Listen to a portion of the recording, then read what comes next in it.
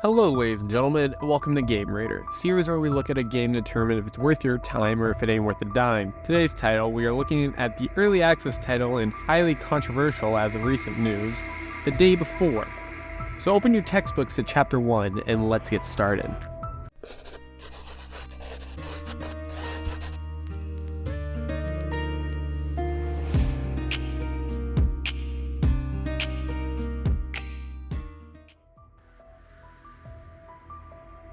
The visuals are underwhelming.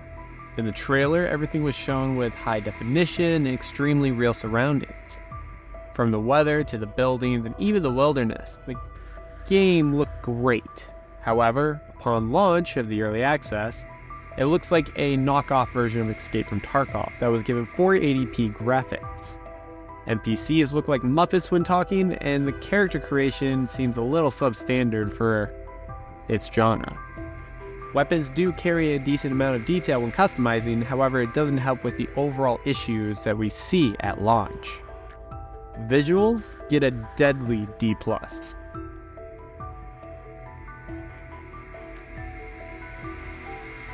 Going through the city of a zombie apocalypse, you expect to hear constant gunfire, explosions, screams, and even zombie groans.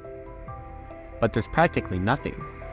Instead of being in something that should feel like The Walking Dead, I feel more like Will Smith in I Am Legend. Even going through buildings, I was hoping to hear echoes or even items being smashed open.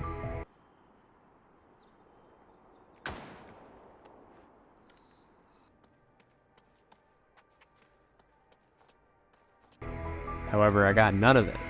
I got barely any crickets. There is a slight background music, but it just feels like dead air most of the time. The firearms do sound similar to their real-life counterparts, but it just doesn't give you any wow. The real shocker, though, is how unalive the NPC's dialogue is. It's a GPS map of New Fortune City and its surrounding area.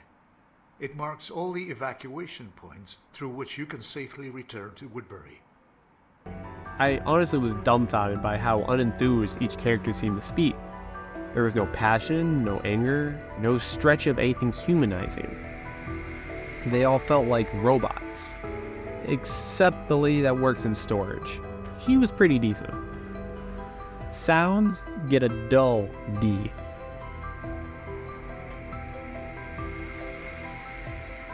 It's sad to see a game with so much potential absolutely just wet the bed. It's not as open world as we were told. Actually, the map is much smaller than what was and would be expected. Instead of one large map with everything, we have 3 areas. You have a land plot for your own personal space, a community safe area to trade, store, and craft what you need to survive, and the main city to adventure through. None of which you can go to directly, but instead are locked away by fast travel and must be loaded into separately.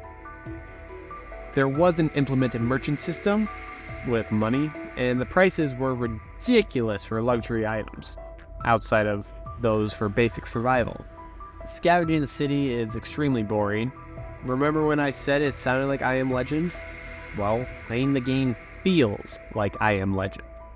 There are practically no enemies, even in highly populated lobbies, and zombies rarely spawn, especially in areas that should be highly overrun by hordes, like a mall. The things you scavenge barely give anything either. Like, how am I supposed to believe a whole truck left by the military only has a nice shirt? A nice shirt! No wires, bolts, or even gas, but a lame-ass shirt. The details in a game like this is what makes it art. However, there is no such thing as his gameplay is just horrible. Gameplay gets an F for fraud. The world wants a wily open-world zombie apocalypse game, with scavenging, proper roleplay, survival, etc. And the world was given a golden light when the trailer for The Day Before dropped. However, the light was shown as complete facade, and the gaming world was given such a fraudulent game. In the week of this game coming out, the company has been shut down by the CEO, Social media has completely gone into uproar of such fraud by a company. It has been taken off of Steam, and hundreds of thousands of gamers, such as myself, have requested and have gotten refunds. That's not even the worst of it. IGN, the company with many controversial gaming gradings, like all do, gave this game a 1 out of 10. Do you know how bad of a game you have to make for IGN to make sense? That's almost impossible, but yet they did it. That being said, F is as low as I can go, but an F seems way too high for such a fraudulent game. Now, if you enjoyed the video, please leave a like and subscribe below. And while you're down there, leave a comment for a game you'd like to see covered on a future episode of Game Raider. Until then, we will see you next time.